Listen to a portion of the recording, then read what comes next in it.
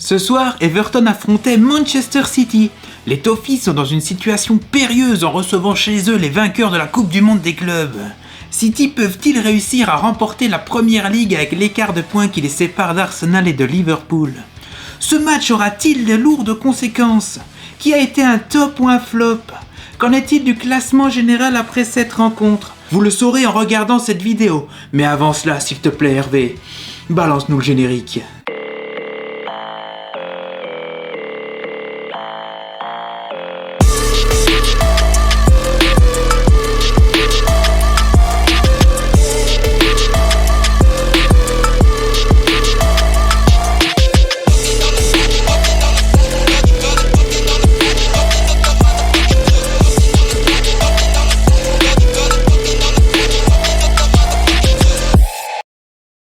Quelle belle semaine nous vivons en Première Ligue. Nous avons eu beaucoup de rebondissements cette semaine, des matchs qui se sont joués à un rien, à un penalty, à une erreur.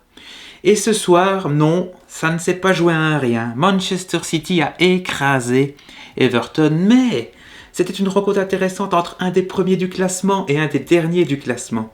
Everton s'est quand même bien débrouillé. Certes, aujourd'hui ils sont dans la zone presque relégable, on y reviendra en fin de vidéo, mais Everton a fait une première période très très bonne. Jordan Pickford a subi les assauts, mais vraiment c'est pire que des assauts, c'est une invasion de Manchester City.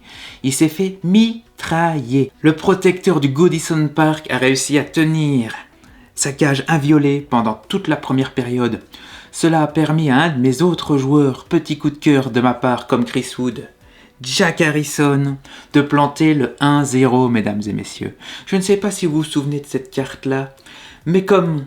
Pour ça, c'est pour les joueurs FUT, bien sûr. Mais comme Harrison a joué ce soir, ça m'a rappelé le GOAT qu'il était dans FIFA.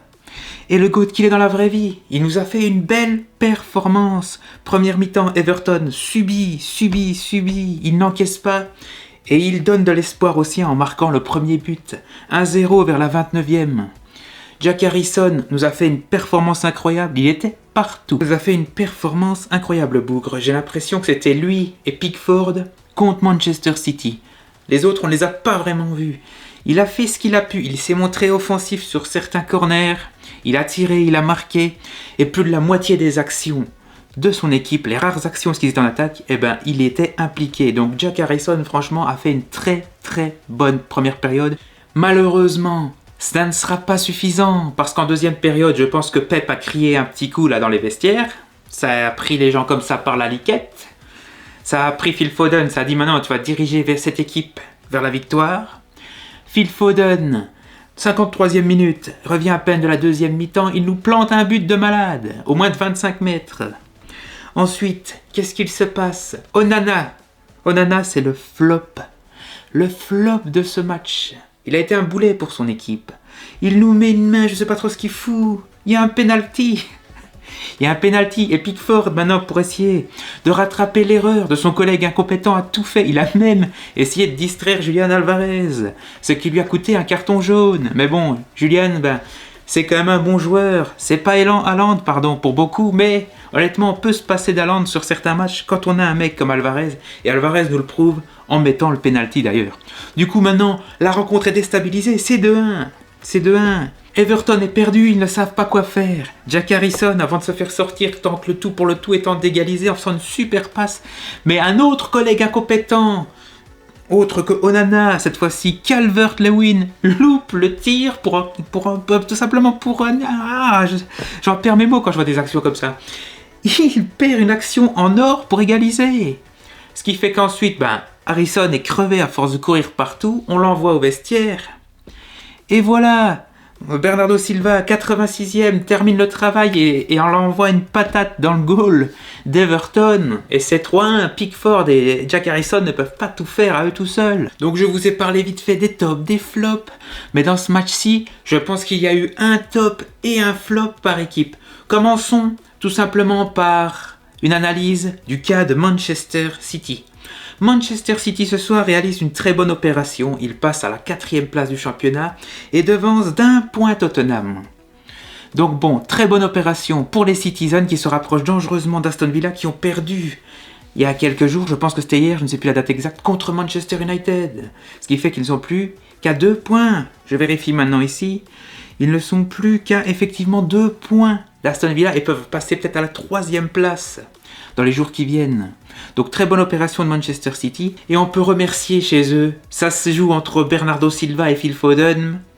Mais bon, on sent que le petit jeune qui est Phil Foden a beaucoup de caractère sur le terrain et on va lui mettre la place de top de ce match. Je pense que Phil Foden mérite le top de ce match-ci. Concernant le flop, malheureusement, Rodri va devoir être cité car c'est lui qui cause sur une boulette le but de Jack Harrison. À cause de lui, City a été mené toute la première période et en plus ça a donné de l'espoir à Everton. Malgré qu'ils se prenaient 70% de possession, malgré qu'ils se prenaient des tirs à foison, ils ont vu l'erreur de Rodri et ils se sont dit c'est possible. Donc pour moi Rodri a failli coûter le match à City ce soir et du coup c'est pour ça qu'il mérite sa place de flop. Parlons maintenant du cas d'Everton. Everton, voilà, on ne peut pas faire grand chose ce soir, c'était Manchester City. Je suis un fan de United mais je dois l'admettre. Quand tu joues face à City, même qu'il n'y a pas Erling Haaland, même qu'il n'y a pas Kevin De Bruyne, tu vas devoir passer un sale quart d'heure, surtout quand tu es une équipe de bas de classement comme tu es là. Et là, Everton, n'importe qui dirait dans une review aujourd'hui, bon, c'est pas bon, ils ont fait une mauvaise opération car ils perdent et se rapprochent de 1 point de la zone relégable. Je vais aller voir dans le téléphone ici, le téléphone magique, mesdames et messieurs. Quand je défile le classement, nous voyons Everton qui a 16 points à la 17e place. Vous vous rendez compte, 16 points, 17e place. Et derrière eux, Luton qui vient de gagner leur match en plus. 15 points, 1 point d'écart avec Luton, ils peuvent aller dans la zone relégable, ils peuvent être relégués en Division 2 l'année prochaine. Mais ce n'était pas une mauvaise performance de leur part, car quand on fait face à Manchester City, c'est quasi impossible de passer. Et du coup, aujourd'hui, j'ai qu'une seule chose à leur dire, ce n'est pas grave. Ce n'est pas grave, il faut, en fait, prendre sur ces acquis qu'on a acquis ce match-ci. Et aujourd'hui, Jack Harrison a fait une belle performance. Nous avons eu un bon gardien, nous avons fait de belles choses, c'est ça qu'il faut se dire, et que c'était contre City. Il faut maintenant gagner contre toutes les petites équipes si on ne veut pas être relégué. Du coup, flop, vous l'aurez compris, vu que je n'arrête pas de lui faire gorge profonde, Jack Harrison ici, ce sera le top de ce match, et le flop, Onana, je ne sais pas ce qu'il a fait, on aurait dit un éléphant dans un magasin de porcelaine, mais il coûte un penalty décisif contre son équipe, et après ça, c'est la Bérésina, c'est la remontada, c'est tout ce que vous voulez, c'est City qui fait ça. Avec ton équipe, voilà ce qu'ils prennent, ils prennent ton gardien et lui font ça. C'est terminé. Donc bon, ils se sont fait prendre par la liquette. Ils se sont fait prendre par la liquette. Après, ils ne savaient plus rien faire. Donc voilà. Situation catastrophique tout doucement pour Everton. Mais ce match-ci, ils ne pouvaient rien faire. Même avec la meilleure volonté du monde, c'est déjà très bien d'avoir marqué un but dans les cages d'Ederson. Donc pour moi, en résumé, City fait une très bonne performance. Une très bonne affaire. Ce soir, Everton n'a pas à rougir et a intérêt juste à par contre gagner les autres rencontres s'ils ne veulent pas être relégués. C'est tout pour moi aujourd'hui. Dixon, à la prochaine.